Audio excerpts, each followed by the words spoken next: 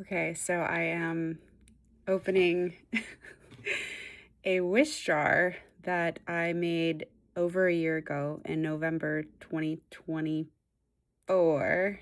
Yes. um, it was a part of a full moon release, and then we also made a wish. I also made one this year, so catch me in a year, but I am opening this one to see what it is and if it came true. I was gonna open it and then I was like, wait, I need to record this. I need to record this because I'm probably gonna cry. I don't know. I have a lot of fear about this. It's interesting. I felt like I would know when to open it. I would know when it came true, and I don't know. I don't remember everything that I put in here, but I feel like I put a lot in here. And I do feel like I'm gonna cry. I do feel like I'm living the life of my dreams. I do feel like there's more, right? There's always more, there's always better, there's always bigger, bigger, better, better. For those of you who know what that means. But I but I also like I know that this reality is one that I created, and every reality is one that we create, no matter what it is. And sometimes that's hard to accept, and sometimes it's it's a blessing. So I'm really scared to open this, but I'm going to open it because that's why we're here today, and we'll see what it is. And I just have so much compassion for myself now and even then, because like while I was doing the full moon release ceremony this time around, you write out on a sheet of paper like things you want to put in your wish, but then you have a separate piece of paper that you write out things that you want to release, that you're ready to let go of. And I highly recommend you do it, whether it's full moon or not. Like, and we had a little burn jar and stuff for safety, be safe about it. But I just had so much anxiety, like trying to fit everything on the page.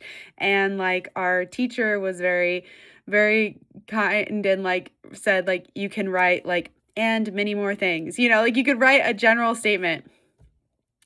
And it was also really interesting that like a lot of people were saying words that were like feelings. Because like one thing is really releasing like scarcity mindset is like, okay, yeah, like release that scarcity mindset and instead welcome in trust and, gratitude and divine timing and knowing, mainly trust, right? Knowing that where you're supposed to be is where you're supposed to be, and like what needs to happen will happen to get you to where you need to be, and all those things, and like just trusting in yourself, in the world, in the vine, in whatever that higher power is in your mind.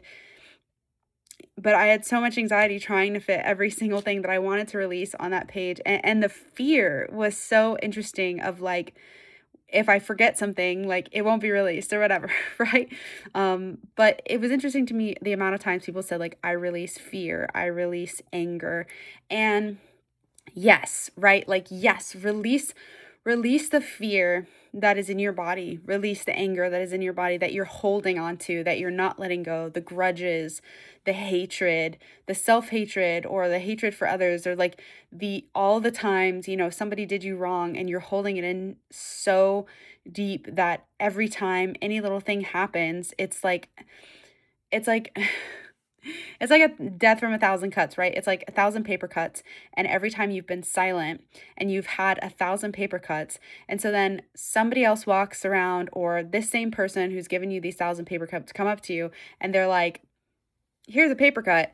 And you freak out and they're like, it's a paper cut, Amy, chill out. And you're like, like you freak out because you've had a thousand paper cuts and you're tired of it, and you're tired of the paper cuts, and you're tired of being silent and holding it in. And so anyway, release the fear that's in your body, release the grudges, release the anger, release all those things.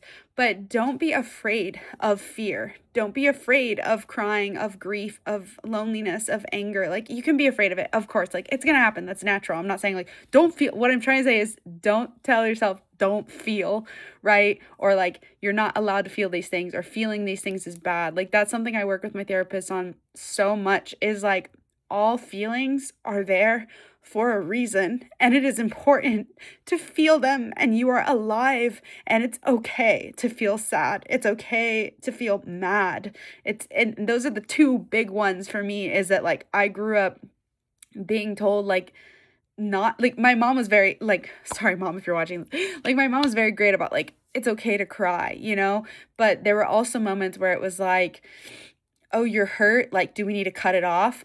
No, no, I'm going to hold everything inside. I'm not going to demonstrate anything. And also, like, as an actor, if you're feeling anything, and as an athlete, if you're feeling anything, they say leave it at the door. Don't bring it in here. You're not allowed to have emotions, right? As an actor, you're allowed to have the emotions that your character is feeling, but you're not allowed to have anything else. And if you stub your toe, you hurt yourself during the show, you have a burp, like you have any sort of personal something, you're supposed to shove it away. And like some people, they're like, it's great. Like, I could be going through whatever, but then I get to experience this freedom in acting where I'm like not with those thoughts and I'm not myself and I'm not in my anxiety or OCD or whatever it is.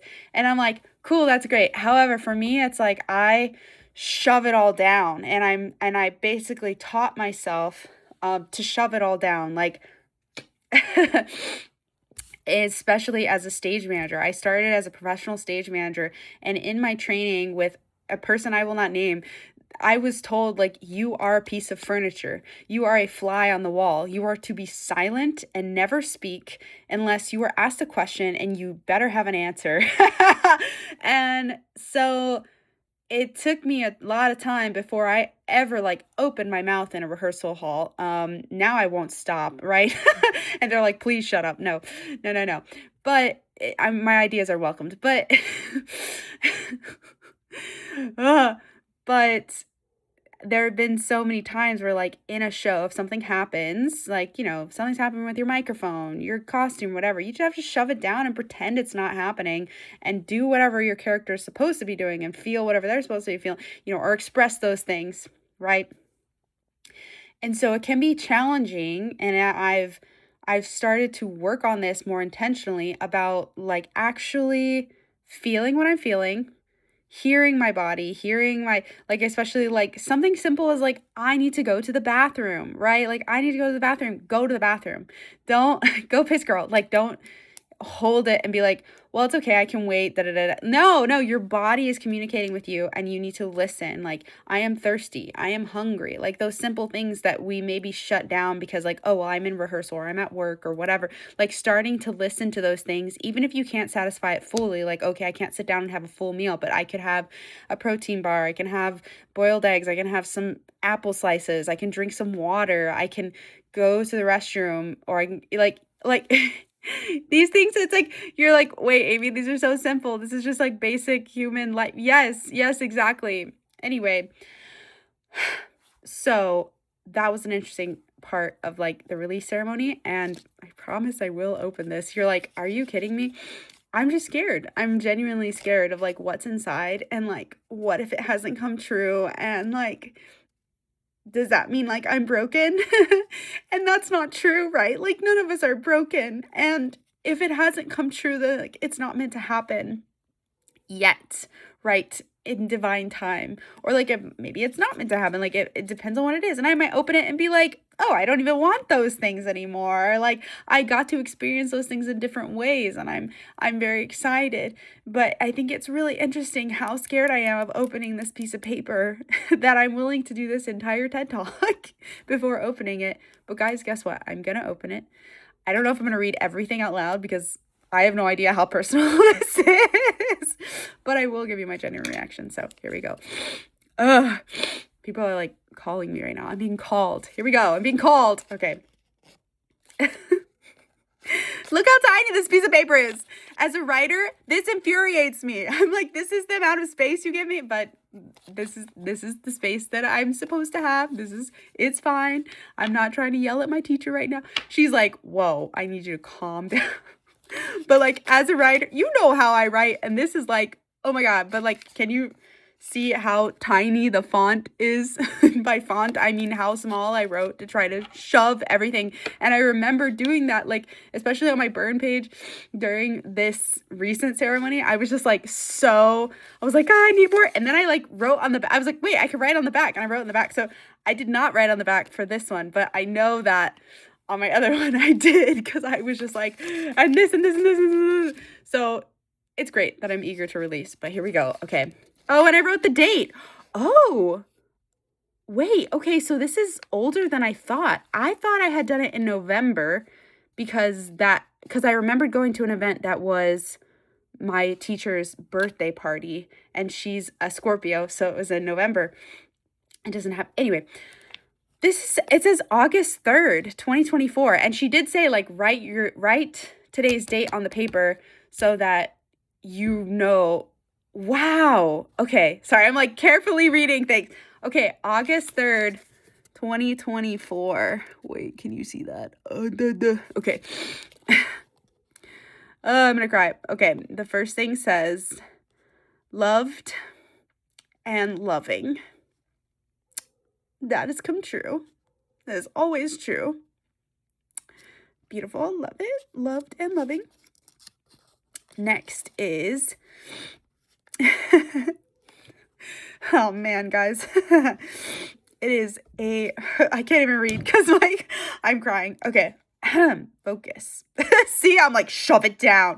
I don't have to shove it down. It's okay to release, but I do want to read this to you. It says, a powerful grounded person with a peaceful heart, mind, body, and soul. It says joy. It says peace, ease, capable. It says, I have to turn it because I wrote like on all 4 sides. Because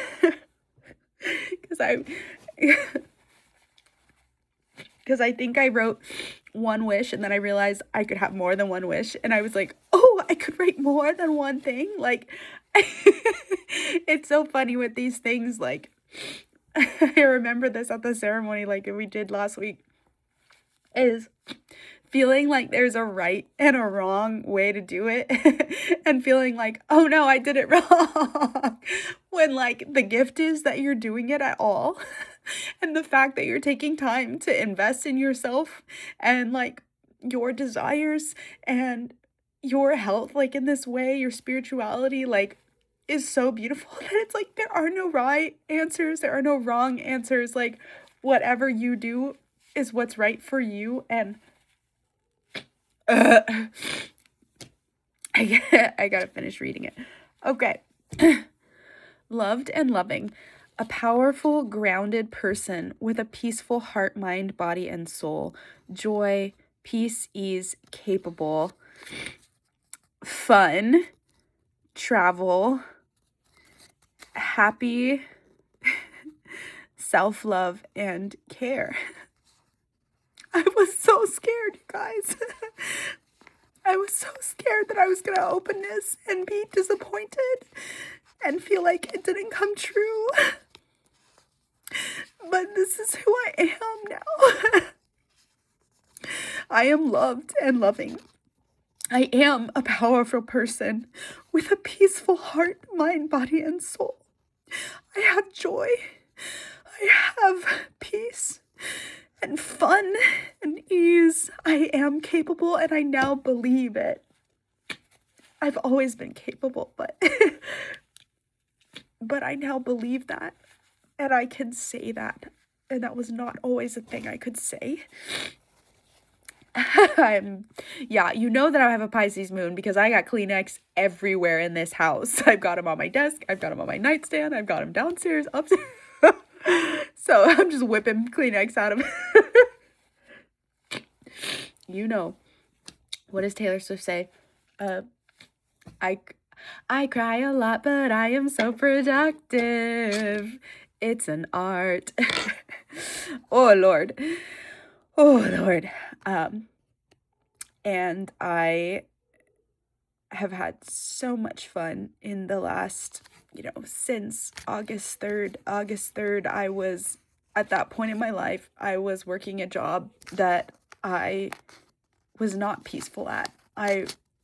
It was awful. I would come home crying every night.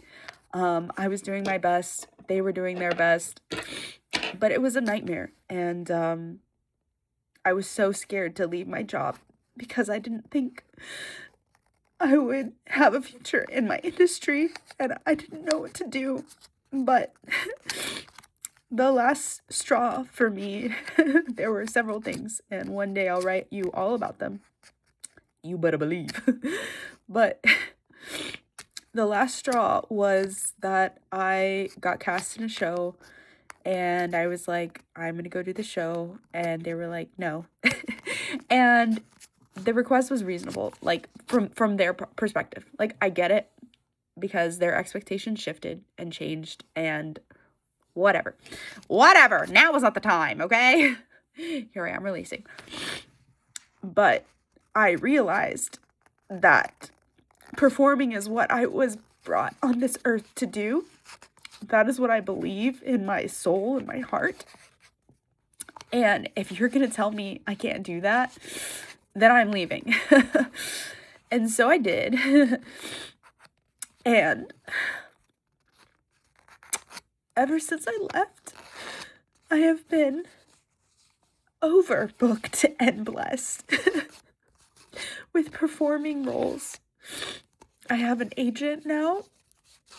I have representation. I have more followers than I've ever had. I'm posting almost every day.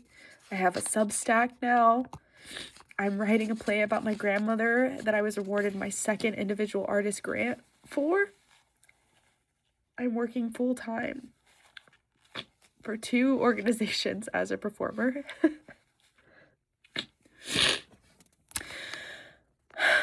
And I know that I am loved, that I am loving, that I am a powerful person who is grounded with a peaceful heart, mind, body, and soul.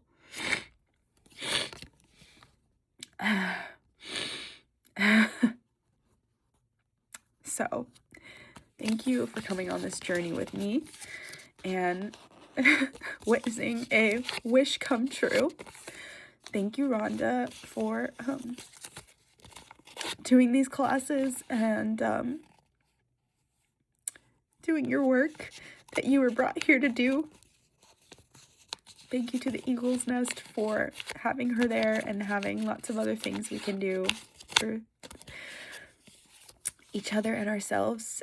And I am inviting you now to make a wish, to get a tiny little piece of paper, smaller than you think is right, or not, right? Like, it doesn't matter.